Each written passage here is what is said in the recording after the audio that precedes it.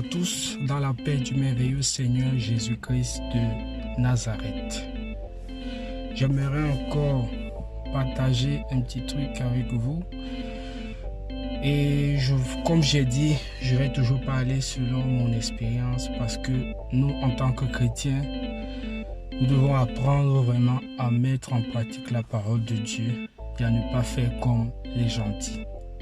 Comme vous avez vu, j'ai dit dans le titre de la vidéo, es-tu mon ennemi si tu ne t'abonnes pas à ma chaîne? La question que je vais poser, c'est est-ce que les gens sont obligés d'aimer ce que je fais? Ou est-ce que les gens sont obligés d'aimer ce que tu fais? Pourquoi je dis ça? Parce qu'il y en a beaucoup et moi je parle dans le cadre des chrétiens. Je ne parle pas des gentils. Parce que moi, en tant que chrétien, je ne veux pas venir parler des choses non du monde, mais toujours des choses en tant que chrétien. Si une personne que je connais, je lui demande, soutiens-moi sur ce que je fais, est-ce que la personne est obligée de le faire? Que ce soit mon frère de sang, ou mon frère en Christ, ou mon épouse, ou mes enfants, ou mes parents, est-ce qu'ils sont obligés de me soutenir? Et s'ils ne me soutiennent pas, sont-ils mes ennemis? C'est la question qu'on doit se poser et on doit chercher à réfléchir dessus et savoir comment se comporter.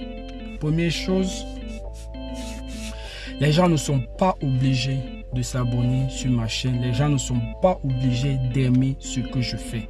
Et j'ai juste pris cet exemple. Il y en a beaucoup d'exemples que je vais donner après. Mais j'ai d'abord voulu prendre cet exemple-là. Moi-même, je me suis levé, j'ai décidé, j'ai dit, je vais créer une chaîne YouTube. Je vais essayer de partager des choses que j'aime bien avec mes frères et sœurs et avec tous ceux qui vont aimer ce que je fais. Donc, il n'y a pas quelqu'un qui m'a envoyé pour venir me dire, soyons des chrétiens, soyons des chrétiens.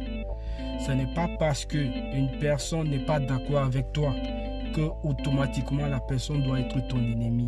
Non, ne nous comportons pas ainsi. Ça, ce n'est pas digne d'être un chrétien. Non et non. Parce que la parole de Dieu dit que tu dois aimer ton prochain comme toi-même.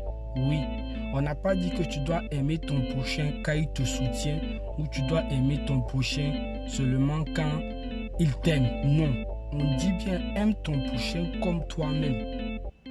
Malheureusement, il y a beaucoup de gens comme ça.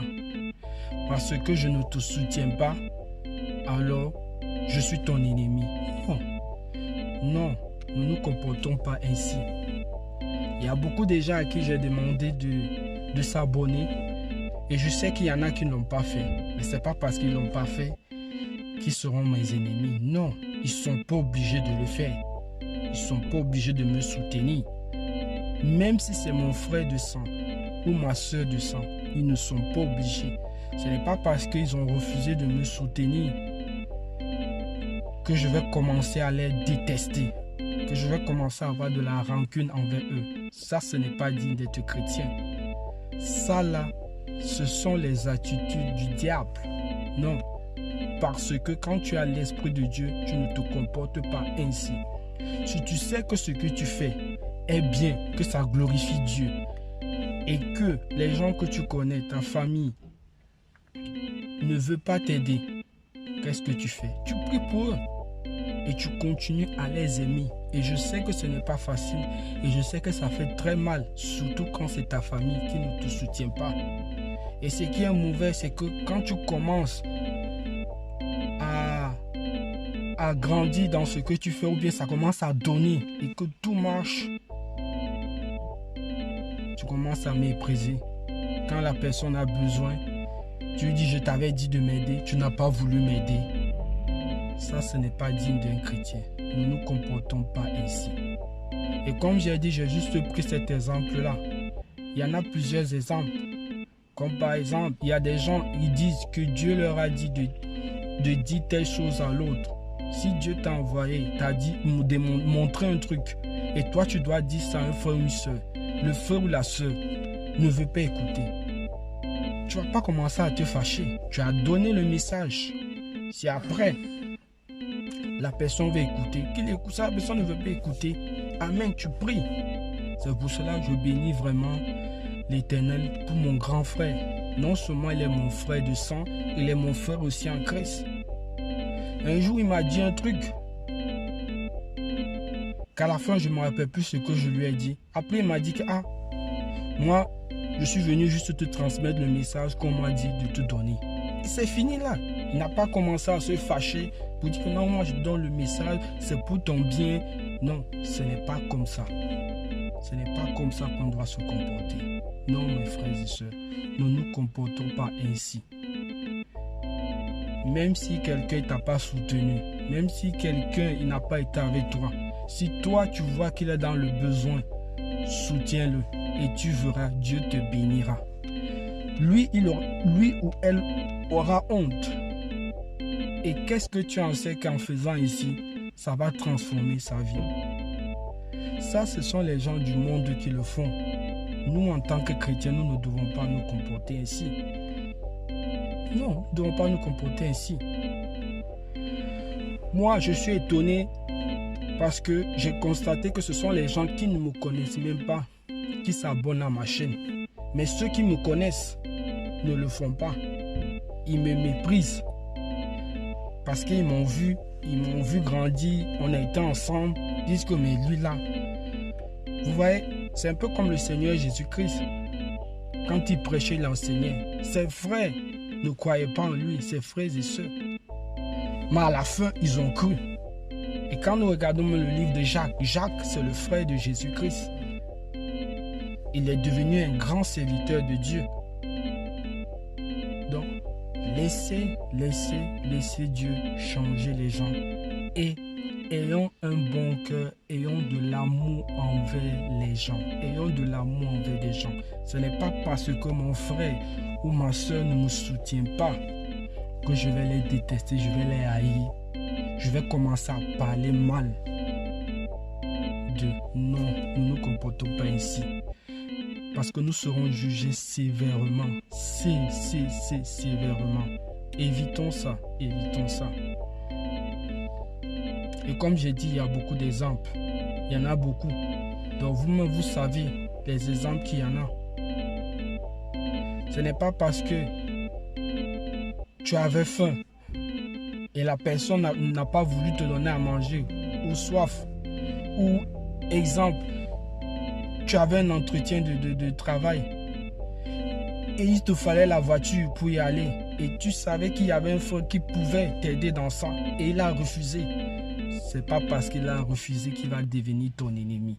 Il est vrai que tu vas l'éviter. Il n'y aura plus la relation qu'il y avait avant entre vous, oui.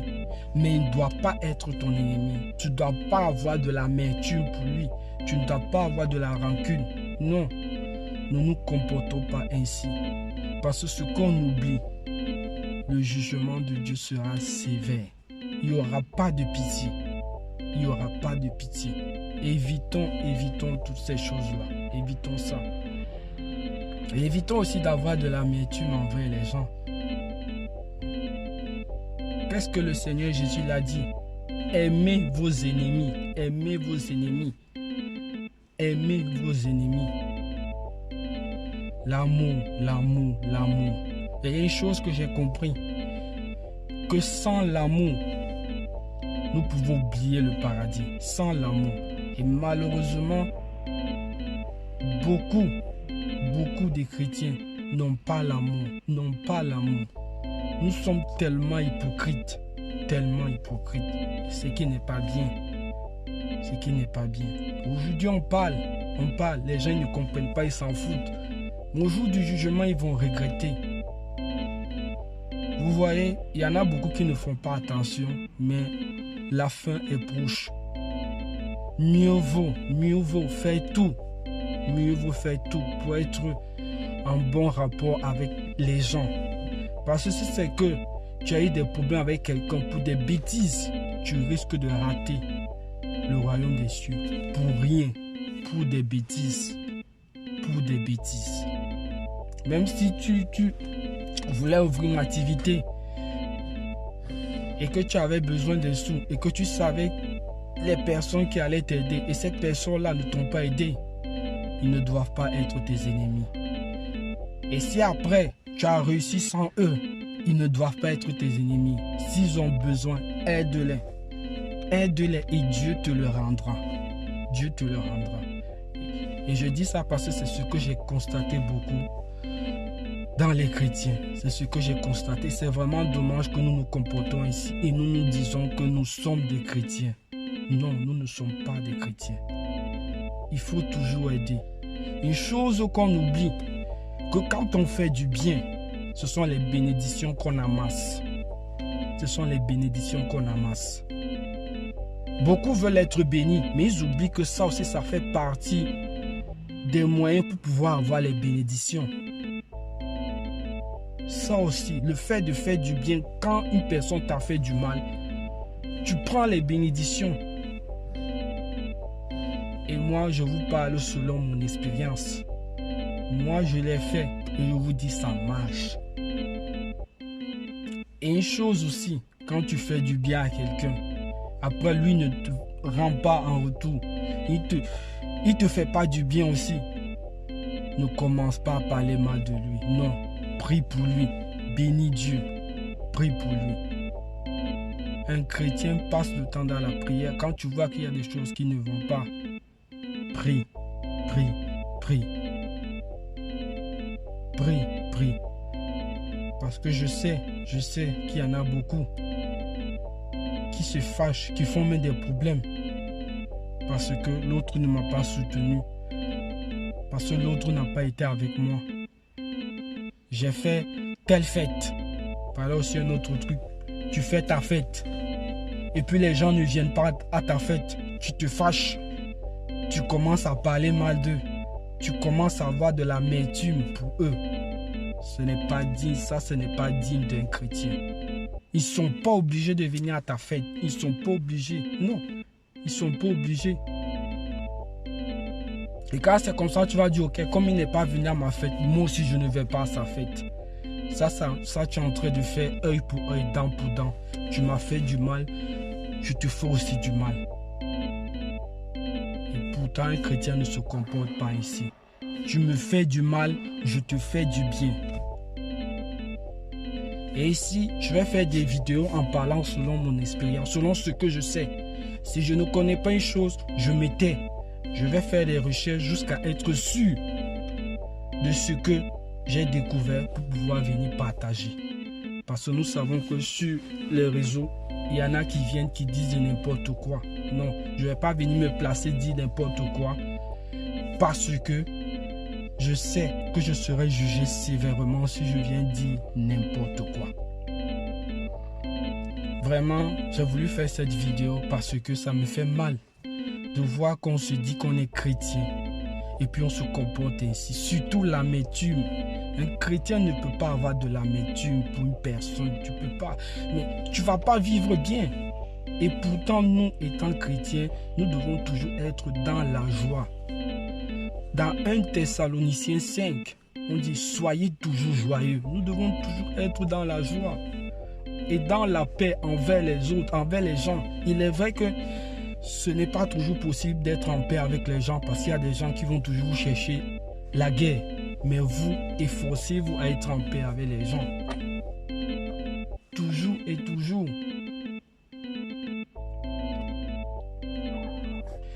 J'espère seulement que ça va délivrer une personne.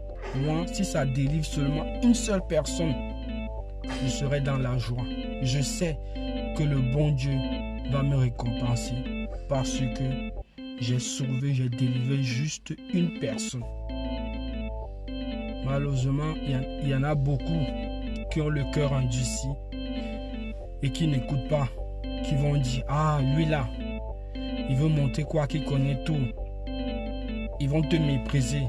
Non, moi je ne connais pas tout. Comme je dis selon mon expérience. Si vous trouvez que ce que j'ai dit, c'est faux, Démontrez-moi le contraire parce que moi, je suis là pour apprendre. Et comme j'ai dit, je viens parler selon mon expérience. Selon mon expérience. Et vous-même, vous savez que quand vous avez de l'amertume envers quelqu'un, vous ne vivez pas bien. Et quand vous ne vivez pas bien, vous voulez à tout prix faire du mal à cette personne. Ou vous voulez à tout prix que cette personne ait une malédiction pour que vous soyez bien. Et ça, ce n'est pas l'œuvre de Dieu, c'est l'œuvre de l'ennemi qui est le diable. Parce que Dieu, il veut toujours le bien pour ses enfants. Mais le diable, il veut le contraire. Nous tous, nous savons que ce que Dieu fait, le diable lui fait le contraire. Quand Dieu fait le bien, le diable fait toujours le mal. Le diable ne fait jamais ce qui est bien. Jamais et jamais. C'est pour cela, mes frères et sœurs, je vous en prie, évitons d'avoir des ennemis. Évitons. Soyons en paix envers tous. Soyons en paix envers tous. Parce que quand le Seigneur Jésus-Christ reviendra, il n'y aura pas de deuxième chance. Il n'y aura pas de deuxième chance. Vraiment, vraiment, que l'Éternel Dieu Tout-Puissant vous bénisse infiniment, abondamment. Comme j'ai dit tout le temps avant de finir, si vous aimez ce que je fais, abonnez-vous, likez. Si vous n'aimez pas, faites pareil. Même si vous ne vous abonnez pas, moi je vous aime. Je prierai toujours pour vous parce qu'on n'est pas là pour se faire la guerre. On n'est pas là pour obliger les gens. Non. Et nous tous nous savons que Dieu n'oblige personne. Dieu n'oblige personne. C'est pour cela que nous ne devons obliger personne. Soyez tous bénis au nom tout-puissant de Jésus-Christ de Nazareth. Amen.